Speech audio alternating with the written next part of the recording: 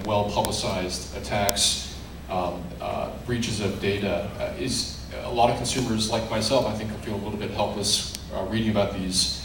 What, if anything, is there for a consumer individually to be doing? Is there much that they or should or could do given these circumstances and the current regulatory scheme? Any thoughts? Everyone in this room is a target, some level.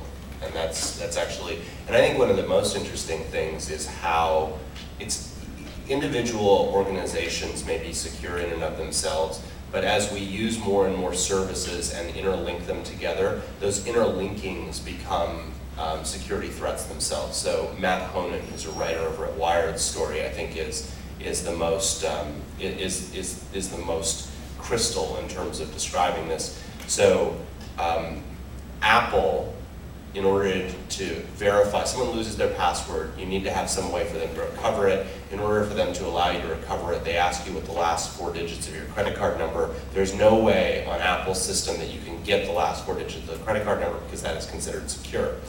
Amazon, if you want to recover a password, will allow anyone to be able to log into a system and see the last 4 digits on any credit card that they've stored on Amazon's system. Then that 4 digits aren't considered secure within Amazon, and so they're able to do that.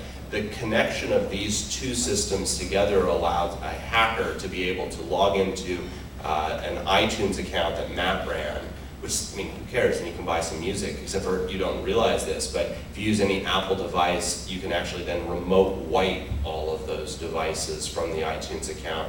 And so Matt watched helplessly as his iPhone suddenly stopped working, and then his laptop, and then his iPad, as a hacker had done that. Now, on its own, Apple's systems were inherently secure, and on its own, Amazon systems were inherently secure, but combined together, that created a real security challenge. And I think as a consumer, that's actually something that is really, really significant and really, really hard to deal with. And so as you think about your life and you think about the fact that you might be a target, then you have to think about how all of those different services play together in order to create new risks. And that's a really daunting challenge.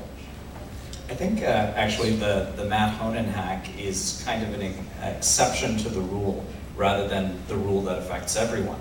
So in that particular case, the attackers were interested in his Twitter handle, which would precipitated the set of attacks that led to the events that Matthew described. And for the vast majority of people, they don't have something as incredibly valuable as a short Twitter handle with 3 characters that an attacker would dedicate tremendous resources and effort to trying to get at. For the vast majority of people, the way that they are affected and attacked is through the ability of the attacker to derive value from just about any random set of resources that you can attach to a user. So for example, a compromised Gmail account can be worth $30 or more on the black market. A compromised Hotmail account can be worth $2 or more. There are all kinds of different ways that those accounts can be compromised, and even if you are not individually targeted by another individual who is trying to get something from you, you can be affected by the poor hygiene of the systems that you have created accounts on, by the interrelationships between those systems, or by mistakes that you make yourself, by using an insecure password or by reusing passwords across services. So I think that the key message here is that it's not like guarding your house by putting an alarm system and putting a security system up to prevent that individual robber from being able to break in. It's now about how do you protect all of the houses in a city from robbers that are able to target the entire city simultaneously. That's what we see on the net. So I want to, for banks and for Wells Fargo, we presume we are expected to be secure. We are expected to recover any losses and make our customers whole if something happened to them. And our assumption is that if you're coming in, we don't know who you are. So we are building we have a very sophisticated systems in order to ensure that, you know, once you get through the gate, that your behavior looks like you. For example, that your computer is really yours. And other kind of mitigating factors that allow us to detect fraud upfront and try to prevent fraud upfront. And banks are expected to do that. Everybody assumes that once we log in, no matter from what computer, no matter if I use my password, I'm going to be secure. I'm going to be doing my transaction. If somebody's doing a transaction on my behalf, I'm going to get compensated for that. Now, this is not true for any other accounts. If you go to LinkedIn, if you go to Facebook, if you go to any social networking, there's almost no consequences for those sites being hacked. And consumers are going to get trained over time. Consumers are going to feel that. So if you get your identity stolen, it takes about 9 to 12 months to recover it. 9 to 12 months of going to different bureaus and trying to deal with collection agencies and such. It's a really unpleasant experience. The more people would feel that, the less comfortable they will be, and the more secure their behavior will become. And I think that's something that we're going to see more and more all the time. So I'd like to talk to you guys about maybe some steps that you can possibly take to really kind of help protect yourself. And this is sort of what I tell my friends, my family, when they ever ask, because they always ask, what do you do to stop? And ultimately, there's not a lot that you can do, but there is a lot of simple things that you can do that you really should. Like the number one thing you guys should do is use a password manager, like 1Password or KeyPass. There's a lot of these things out there that will auto-generate passwords for you and store them in a nice little thing, so you don't have to remember passwords and they're sufficiently strong. Right, so that way you don't have 1Password for every single account, which I know probably 80% of you probably do, even though you won't admit it. I had it myself a couple of times. Number two, what I do is whenever I do any online shopping, I have a specific credit card with a limit that I use only for online shopping. That's the only thing I use. I don't use anything else. So if I buy from Amazon, if I buy from some online website, I use a single credit card to do that. It just helps me keep track between real purchases I make versus online purchases that you make. The third thing that you want to do, and this seems a little unusual, but just look at the brand of things that you allow. So for example, one of the things that was mentioned here is this interconnection of all these different services. So if you guys have Gmail accounts, you allow access, you log in with your Google account to allow access to these services, right? They could be startup companies, they could be things like, how many of you guys heard of that Mailbox app? That iPhone, that new iPhone that everyone, any of you heard of that thing? It's really popular, allows you to read your email really easily. When you grant access to these things, they can read all of your email and store it on their servers. So if they get hacked, all your email gets hacked. I'm not going to tell you to stop using those things, because that won't help, you'll do it anyways. But what you need to do is make sure before you allow those things into your Gmail, and you say, hey, allow a login with your Google account or whatever it happens to be, or your Facebook account, make sure that what you're looking at is some sort of brand that you can trust. Something that's legitimate, something that at least goes through a level or two of depth. And finally, never ever put in your password if you click on a link and it prompts you for it.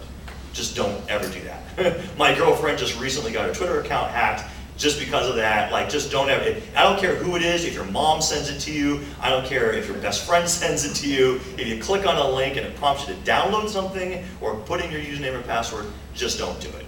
And I think those are some really simple things just as a user, as a consumer, that you kind of lessen your attack space a little bit and allow you to be a little bit less duped when it comes to these automated attacks, I think, that really kind of go out and hit you guys. Really, but at the end of the day, you got to leave it sort of to us. Complain about things that are happening in terms of security, but there's a lot of us that are really trying to help out, like the banks and Wells Fargo, to make sure your stuff is secure. So thanks everybody. There's just one last question for each of the panelists, and there are a lot of entrepreneurs in the room here. Is present company excluded? Is there a company out there that you guys are watching or are interested in terms of what they're doing or what that needs to be created in this space that you'd want to identify? So I don't know, I don't want to talk about companies, but I do want to talk about some things that might be of interest to you. Behavioral anomaly detection is a big deal. It's a big deal for us. It's seeing how you behave online should be a sign of who you are. Even dual-factor authentication today can be breached, is breached with relative ease with some malware that's out there. How can you detect, once you're in the application, based on what you're doing, that you are who you say you are? Device fingerprinting, especially in the mobile space, is very important, and it's part of fraud detection. It's very hard, for example, on the iOS to specifically say block this device, because there's no unique capabilities. There's very limited unique capabilities to identify those devices. I would say small businesses are very susceptible to malware attacks and to hacking, and are suffering as a result of that. They're not protected, especially on the banking side, they're not protected by consumer regulation, and their IT department is very small, if at all existing. They need an easy and quick and a cheap solution that will enable them to be secure within their networks. And I would say malware detection in general is, you know, if we could do something about that. I mean, there's a lot of solutions out there. Still, about 90% of the malware goes undetected for a prolonged period of time. Those would be my things. Great, thank you. Others? If you're thinking of starting a company in the security space, I would try and think forward 5 years on what the security space looks like, and who the players are and what they're naturally going to be solving for, and what the seams that are left are. And so I am deeply skeptical of kind of anyone who says, oh, I'm going to build a new box and deploy it out across the network, because I think that model has a lot of flaws. I think that some of the different ways, I think that the scary threat that that's out there somewhere is someone who can figure out how to bust through different virtual machines and bounce across Amazon instances. So something around that, but that sounds like that would be a great idea to start, but Amazon has to solve that problem, so I'm not sure it's a great business to start in. I think some of the examples of looking for very specific high-value applications like banking applications, and then thinking about how you can do anomaly detection, how you can do behavioral analysis is pretty interesting. I'm skeptical of the sort of pure mobile security plays like antivirus for mobile, because I think that, again, that's a problem that Apple and Google have to solve themselves. So I think it's difficult for third-party companies to necessarily do that. So, what I would do is think about what are the problems that Amazon, Google, Akamai, CloudFlare, companies like that just have to solve inherently, like DDoS mitigation. We have to solve that. And then what are the seams that are left? What are the places where you can focus and find a very specific niche that allows you to be able to build a meaningful company? And there are lots of things that exist, but it's a very different world 5 years from now than it is today. Thank you, Shuman.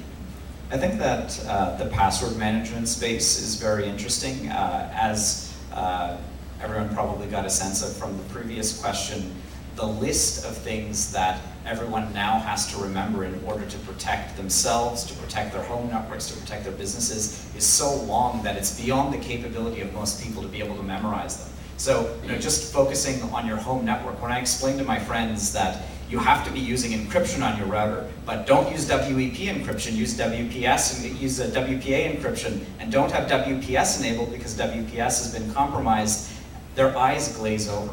And they don't know what I'm talking about after the first couple of minutes, and that's when we start to get into how to create secure passwords and so on. So if there's a way to be able to make this a lot easier for both consumers as well as businesses, I think that represents great opportunity. We're focused at Shape Security on the second half of that problem, which is how do you protect websites in a world where we haven't been successful in keeping malware off of systems. So now that you've got these botnets out there, what do you do about it? And if you can make that a lot simpler, then you can be a lot more effective in terms of being able to change what the default security posture is for businesses and other organizations. I'm a big believer in defaults.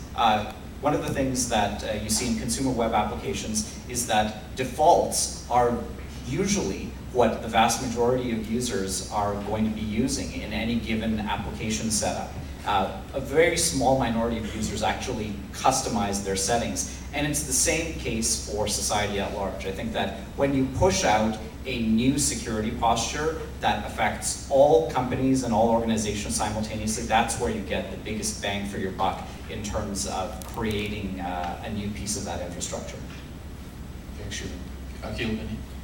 Yeah, I mean, I think I repeat sort of where I first messaged, which is that I think, as you move forward, security is going to become more user-friendly, less and less intrusive, and ultimately, the security market as you see it today actually is very young, right? Like, the fact that I was around when I kind of started to see the security market begin shows how young this market really is. And I think as security people start becoming maturing, understanding business, dealing with a lot of these things, you're going to start getting less and less of we need to be 100% secure, 99% secure, and poke holes in everything, and more in line with how do we get to a level, an area where security is out of the way, becomes invisible, and still gives us the risk management ability to be able to get our jobs done and do what we need to do.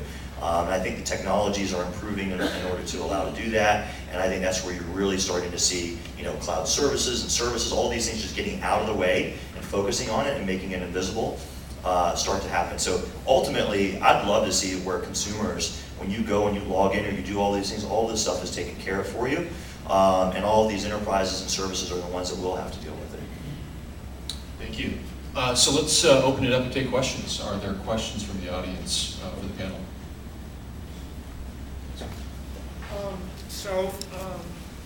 You mentioned you can't build in security in the early stages because there's so many different applications or security programs coming out. So is there some way to create some kind of a platform that will accept different security applications as they come out? And